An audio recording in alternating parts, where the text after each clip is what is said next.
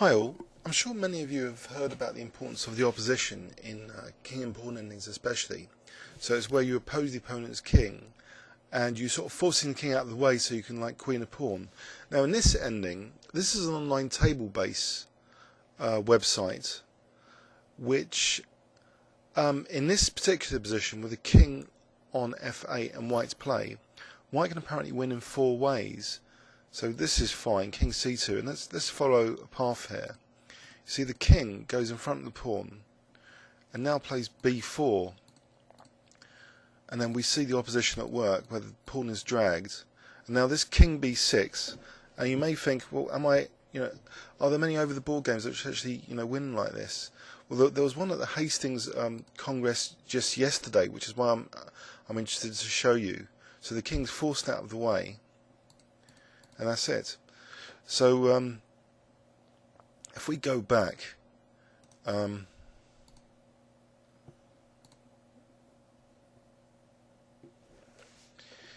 okay, so I'm going to set up that position again. King was on c1, pawn was on b3, and black king was on e8. Oh, sorry, I meant to say f8. But I want to draw your attention to something, that the king on e8, look how many, there's 4 different wins here, but with the king on e8, there's only one way of winning. This is quite intriguing, that the king b2. So why would this be? Would you really think that that's much better than king c2? Well, let's see what's happening here. The king goes to a3, and then goes to a4. And so if king b6, king b4, I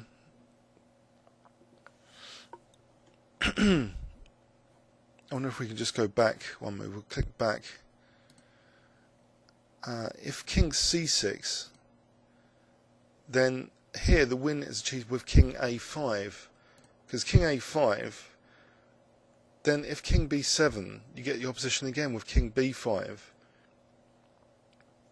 And if king a7, now there's 4 different wins. King c6, king a5, king c5. So let's just follow an example here.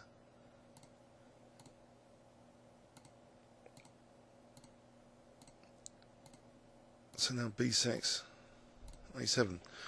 Okay, I'll stop the video there and show you a concrete game example from yesterday now. Okay, yesterday our friendly German IM Kolbers, who once did a video annotation last year during the British, he was black against a Czech Grandmaster 2620, Czech Grandmaster by the name of Hrasek, H-R-A-S-E-K. And Kolbers played king c7, but it was actually quite difficult to defend this position.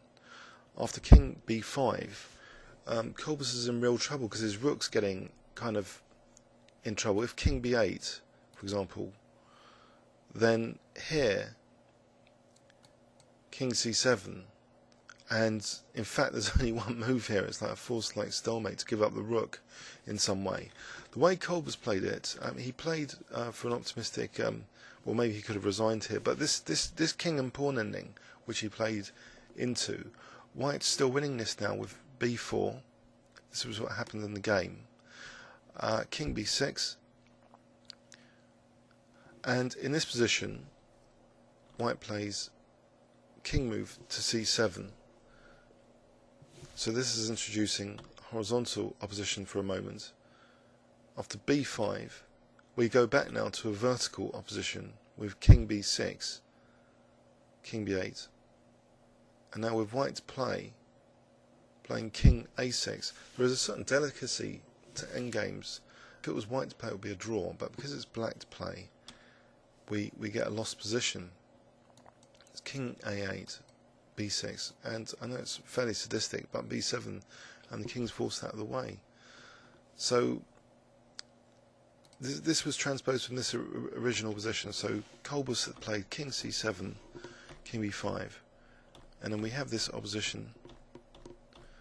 And I think during the game it's probably good to invest time to make sure you've got the right position with with you to play rather than the opponent, so that the king is actually forced out of the way. But I thought I'd highlight this because, in particular, and the other position, which shows that it can be, you need great accuracy sometimes. In the other position I showed you earlier, where king to b2 rather than c2 to get the king in the right opposition position. So anyway, so just in case you get these king and pawn endings, just remember that the importance of the opposition is fairly critical for accuracy. Okay, comments or questions on YouTube? Thanks very much.